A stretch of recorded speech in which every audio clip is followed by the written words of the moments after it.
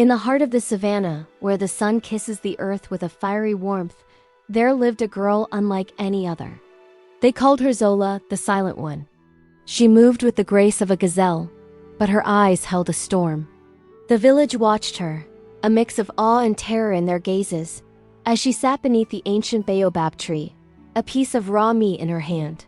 Blood stained her lips, a stark crimson against her dark skin.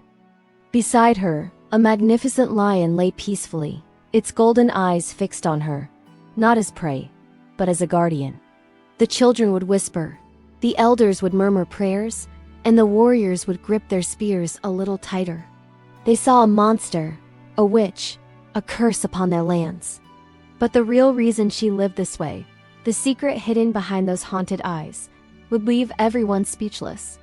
Our story begins in the village of Uzuri, a circle of sun-baked earth and thatched-roof huts nestled against the edge of a vast, whispering jungle. Life here flowed like the great river nearby, a rhythm of work and rest, of joy and sorrow. In the mornings, the air was thick with the smell of wood smoke and roasting maize.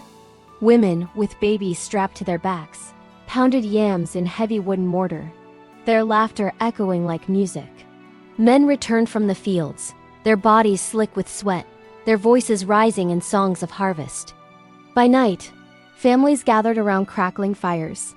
The elders, their faces maps of time, would weave stories of the ancestors, of clever spiders and mighty elephants, their voices a low hum under a blanket of a million stars.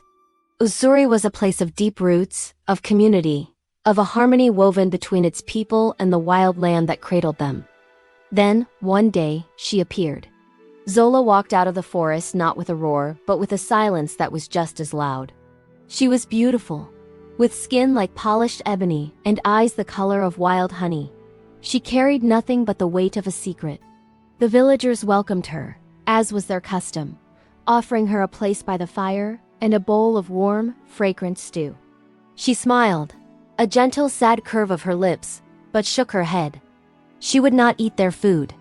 Days turned into weeks. The village watched as Zola ate only what the forest offered in its rawest form: sweet berries, earthy roots, fish plucked straight from the stream. Then they saw her eat meat raw and bloody. Whispers slithered through the village like snakes in the tall grass. The adults saw a bad omen. They saw danger. But the children, with their clear, curious eyes, saw only a mystery. They would follow her at a distance, fascinated by this strange, quiet girl from the woods. The mystery deepened as the animals of the wild began to answer a call no one else could hear. Brightly colored birds would land on her shoulders. Monkeys would chatter at her feet, offering her fruits. Snakes would uncoil and pass her by as if she were a sacred stone. And then there was the lion. Not a cub, but a full-grown male with a mane like a dark cloud, who walked beside her as a loyal dog would. At night, the jungle, which usually fell into a soft murmur, would come alive with strange sounds whenever she was near. A low hum, a soft glow filtering through the trees. Fear began to take root in the village. Was she a spirit of the forest? Had she made a pact with dark magic?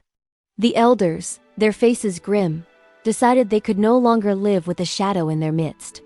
The tension grew thick, an invisible storm cloud gathering over Uzuri. One evening, as the moon hung full and white in the sky, the elders surrounded her. The head elder, a man whose wisdom was etched in every line on his face, spoke with a voice that was both firm and kind. "Child," he said, "the fear in our village has grown too large. You must tell us your truth." Zola looked at the circle of worried faces, at the flickering firelight dancing in their eyes. And for the first time she spoke, her voice a soft rain after a long drought. She told them of her childhood, deep in the heart of the forest. She spoke of a hidden place, a secret cove where a river glowed with a soft, magical light.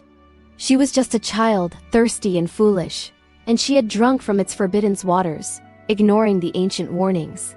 The water changed her. It bound her to the wild, making all cooked food a poison to her body. It gave her a kinship with the animals, a silent language only they could understand. Her voice broke as she told them of her greatest shame, her deepest regret. She had not been alone that day. Her younger brother, small and curious, had followed her. He too had drunk from the glowing river. The water had twisted him. The magic that gave her a gentle bond with nature had cursed him, transforming him into something that was neither human nor beast. A creature of rage and confusion, lost between two worlds. Her secret was not just a strange diet. It was a constant, painful sacrifice. The curse decreed that as long as she ate only raw food, as long as she kept the wild within her, her brother's monstrous form would remain dormant, sleeping deep within the jungle. But if she ever tasted cooked food, if she ever tried to become fully human again, the curse would strengthen, and the creature he had become would awaken, driven by an insatiable hunger and a tormented rage. Her life was a cage built of love and sorrow, a penance for a childhood mistake.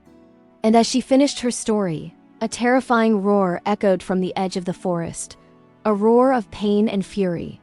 He had returned. Panic erupted. The creature, a horrifying shadow of the boy he once was, burst from the trees, its eyes glowing with a malevolent light.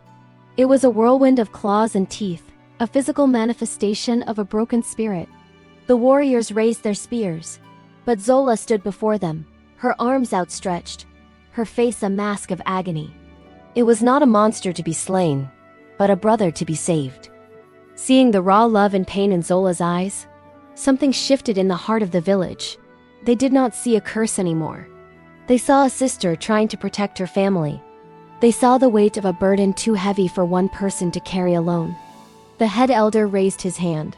"We will not fight this with spears," he declared, his voice ringing with new conviction. "We will fight it with unity." Guided by Zola, the entire village, from the strongest warrior to the smallest child, journeyed into the heart of the forest. They walked not with fear, but with purpose. They found the glowing river, its magical light now pulsing with a dark energy. They stood at its bank, not as intruders, but as a family. They did not fight the spirits of the river. Instead, they offered their own stories, their own songs of love, of loss and of forgiveness.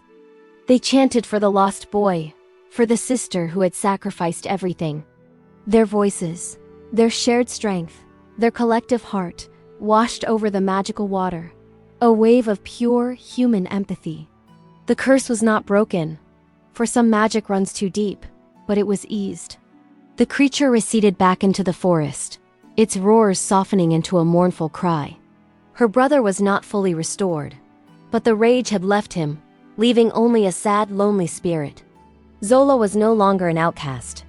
She was one of them, her burden now shared by the whole community. They learned that true strength is not in avoiding the wild, but in understanding it. That love demands sacrifice, and that a community bound by compassion can face any darkness. And in the heart of Africa, a village learned that the deepest magic of all is forgiveness, and the courage to love what we do not understand. Thank you for watching. If this story touched your heart, remember to like, share, and subscribe for more tales from the crossroads of magic and humanity.